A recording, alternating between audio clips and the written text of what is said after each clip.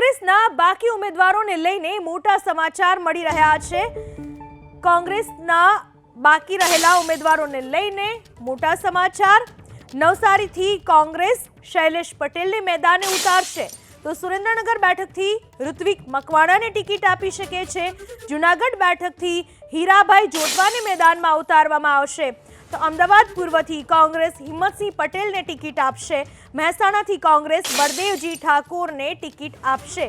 કોંગ્રેસના જે બાકી ઉમેદવારોને લઈને ચર્ચા ચાલી રહી છે તે મુજબ નવસારીથી શૈલેષ પટેલ, સુરેન્દ્રનગરથી ઋત્વિક મકવાણા, જૂનાગઢથી હીરાભાઈ જોટવા, અમદાવાદ પૂર્વથી હિંમતસિંહ પટેલને ટિકિટ મળી શકે છે। આ વિશે વધુ માહિતી આપવા આપણી સાથે જોડાઈ ચૂક્યા છે સંવાદદાતા હિરેન રાજગુરુ। હિરેન, બીજેપીએ બધા જ ઉમેદવારોની યાદી જાહેર કરી દીધી છે, કોંગ્રેસે હજુ અમુક ઉમેદવારો જાહેર કરવાના બાકી છે। શું તેને લઈને ચર્ચાઓ હાલમાં ચાલી રહી છે? કોંગ્રેસે 6 જેટલા ઉમેદવાર હજુ પણ જાહેર કરવાના બાકી રાખ્યા છે પૂનમ, અને તેને લઈ અને હવે જ્ઞાતિ અને જાતિ આધારિત સમીકરણ ગોઠવી અને કોંગ્રેસ પોતાના ઉમેદવાર જાહેર કરવા જઈ રહી છે। સૌથી પહેલાં વાત નવસારીની કરીએ તો નવસારીમાં ગુજરાત ભાજપના અધ્યક્ષ CR પાટીલ ફરી એક વખત ચૂંટણી મેદાને છે, ત્યારે કોંગ્રેસ ત્યાં કોળી સમુદાયના ઉમેદવારને મેદાને ઉતારવા જઈ રહી છે। નામ છે શૈલેષ પટેલ। શૈલેષ પટેલ OBC નેતા છે। તેમની અગાઉની કારકિર્દીની વાત કરીએ તો જનરલ સેક્રેટરી તેઓ રહી ચૂક્યા છે કોલેજના, VS કોલેજના, ત્યાંથી તેમણે કારકિર્દીની શરૂઆત કરી। ડેપ્યુટી સરપંચ રહી ચૂક્યા છે સડાપોર ગામના। આ ઉપરાંત તે પ્રેસિડેન્ટ OBCના રહી ચૂક્યા છે ચીખલી તાલુકાના, વર્કિંગ પ્રેસિડેન્ટ છે અત્યારે ચીખલી તાલુકા કોંગ્રેસના। તેઓ ચીખલી તાલુકાની અંદર કામ કરી રહ્યા છે, કોળી સમુદાયમાંથી આવે છે, પરંતુ આદિવાસી સમુદાયની અંદર પણ તેમની સારી એવી પકડ છે અને સારું એવું પ્રભુત્વ છે। આ સમીકરણના કારણે એક યુવા ચહેરો, નવો ચહેરો નવસારીથી CR પાટીલની સામે કોંગ્રેસ ઉતારવા જઈ રહી છે।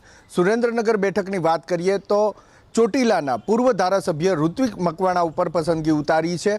કારણ એ છે કે ભારતીય જનતા પાર્ટીએ ત્યાંથી જે ઉમેદવાર મૂક્યા છે એ પણ કોળી સમુદાયના ઉમેદવાર મૂક્યા છે, અને આ વખતે ભારતીય જનતા પાર્ટીએ ત્યાં ચુવાડિયા કોળી સમુદાયમાંથી પ્રતિનિધિત્વ આપ્યું છે, ત્યારે હવે તળપદા કોળી સમુદાયમાંથી કોંગ્રેસ મેદાને ઉતારવા માગે છે પોતાના ઉમેદવાર, અને એ ચહેરો છે ઋત્વિક મકવાણા। પૂર્વ ધારાસભ્ય રહી ચૂક્યા છે, OBC સમુદાયના મોટા નેતા તરીકે પ્રસ્થાપિત થઈ ચૂક્યા છે, એટલે તેમને ત્યાંથી ઉતારવા માગે છે। આ ઉપરાંત અન્ય બેઠક જૂનાગઢની જો વાત કરીએ તો જૂનાગઢ બેઠક ઉપર ભારતીય જનતા પાર્ટીએ વર્તમાન ધારાસભ્યને રિપીટ કર્યા છે, ત્યારે કોંગ્રેસ હવે ત્યાં આહિર સમુદાયના ઉમેદવારને મેદાને ઉતારવા માગે છે। તેનું નામ છે હીરાભાઈ જોટવા। હીરાભાઈ જોટવા અગાઉ પણ ચૂંટણી લડી ચૂક્યા છે, કેશોદ બેઠક ઉપરથી કોંગ્રેસના મેન્ડેટ ઉપર ચૂંટણી લડ્યા હતા અને સામાન્ય એવા માર્જિનથી તેમની હાર ત્યાં કેશોદ બેઠક ઉપર થઈ હતી। જોકે અહીંયા બીજી એક વિચારણા એ પણ ચાલી રહી છે કે આહિર સમુદાય કે જેના મતદારો આહિર સમુદાયના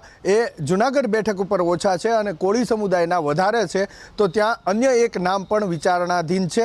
એ નામ છે જલ્પાબેન। જલ્પાબેન અત્યારે જે ત્યાંના વર્તમાન સોમનાથના ધારાસભ્ય છે તેમના ધર્મપત્ની છે જલ્પા ચુડાસમા, તેનું નામ પણ અત્યારે ચાલી રહ્યું છે। વિમલ ચુડાસમા જે અત્યારે વર્તમાન ધારાસભ્ય છે તેમના ધર્મપત્ની છે। આ ઉપરાંત અન્ય બેઠકની વાત કરીએ તો અમદાવાદની પૂર્વ બેઠક કે જ્યાંથી રોહન ગુપ્તાને ઉમેદવાર જાહેર કર્યા હતા। રોહન ગુપ્તાએ સૌપ્રથમ ઉમેદવારી પાછી ખેંચી અને ત્યારબાદ કોંગ્રેસમાંથી રાજીનામું આપી દીધું છે। તેમની જગ્યાએ હવે મોટો ચહેરો અમદાવાદ પૂર્વ ઉપર ઉતારવા માગે છે કોંગ્રેસ, અને એ નામ છે હિંમતસિંહ પટેલ। હિંમતસિંહ પટેલ બાપુનગરના ધારાસભ્ય રહી ચૂક્યા છે, અમદાવાદના મેયર રહી ચૂક્યા છે અને અત્યારે અમદાવાદ શહેર કોંગ્રેસના પ્રમુખ તરીકેની જવાબદારી નિભાવી રહ્યા છે।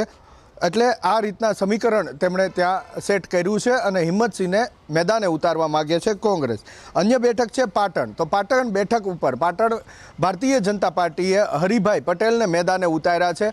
પાટીદાર મતદારોના પ્રભુત્વવાળી આ બેઠક ગણાય છે, પરંતુ આ વખતે નવો દાવ અજમાવવા જઈ રહી છે કોંગ્રેસ, અને ત્યાં ઠાકોર સમુદાયને પ્રતિનિધિત્વ આપવા માટે તૈયાર થઈ છે કોંગ્રેસ, અને નામ છે બળદેવસિંહ ઠાકોર। બળદેવજી ઠાકોર કલોલ ઉપરથી ધારાસભ્ય રહી ચૂક્યા છે. બે ટર્મ સુધી તેઓ ત્યાં ધારાસભ્ય રહ્યા છે અને તેમનું વર્ચસ્વ પણ છે. લડાયક નેતા અને ઓબીસી નેતા તરીકે તેમની છાપ છે.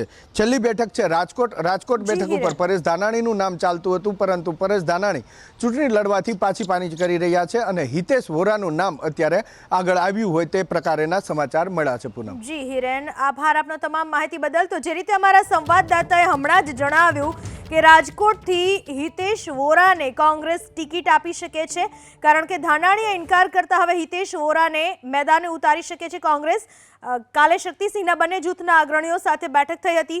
હિતેશ વોરા લેવા પાટીદાર સમાજમાંથી આવે છે. હિતેશ વોરા રાજકોટ જિલ્લા કોંગ્રેસ પ્રમુખ પણ રહી ચૂક્યા છે અને શાપર વેરાવળના ઉદ્યોગપતિ તેમજ યુવા કોંગ્રેસ અગ્રણી છે.